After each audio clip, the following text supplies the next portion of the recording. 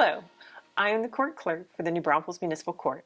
I can assist you with handling your citation. I'm glad you contacted the court today before your initial appearance on your citation for me to explain to you your options.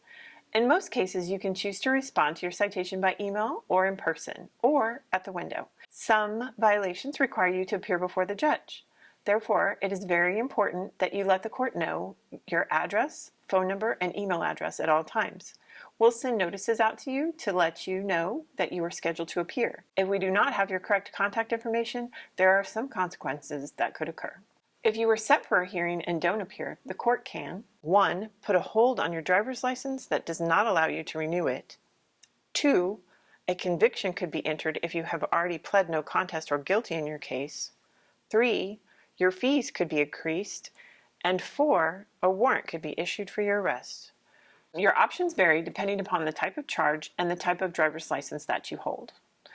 The judge has authorized the clerks to process certain requests, but some requests require you to attend a court docket to see the judge or the prosecutor, depending upon how you would like to plea. If you want to contest your citation and take your case to trial, you can plead not guilty. I will set you on a pretrial docket so that you can discuss your case with the prosecutor. There are several court dates that you will have to attend prior to your final trial date.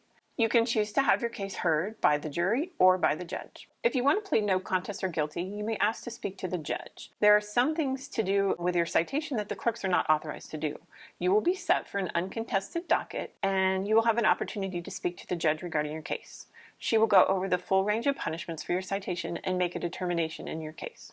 Like I said before, most cases can be resolved by email or by in person at the window. You can decide to plead no contest or guilty, and then you would have the following options. 1. With a plea of no contest or guilty, a conviction can be entered on your case if you so choose.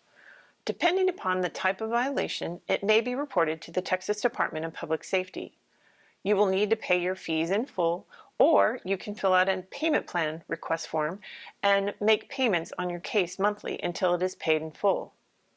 If you want to see if you qualify for community service, you will need to fill out the alternative payment arrangement form, and it will be submitted to the judge for her consideration.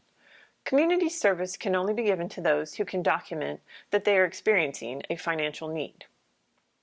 Your second option is to request deferred disposition.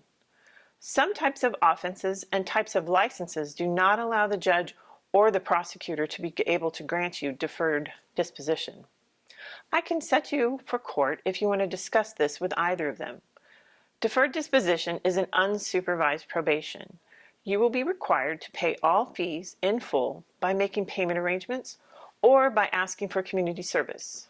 Some violations have special requirements that must also be met in addition to paying the fees in full. If you receive any new violations during your deferral period, you may be subject to revocation of your deferred and a conviction being entered into your case. You will be set for a hearing for the judge to make a determination. This is why it is always important to keep the court updated on your address and email address as long as your case is open. You must follow all your conditions to avoid a conviction and to receive a dismissal in your case. For the third option, you can request a driver's safety course if you haven't taken a course in the past 12 months and are able to comply with the other statutory requirements. The court cannot determine if you are eligible for a driver's safety course. To make sure you are eligible, you can request a copy of your driving record from the Texas Department of Public Safety website prior to your request. When you go to the website, request Record 3 or 3A, pay, and print out the record.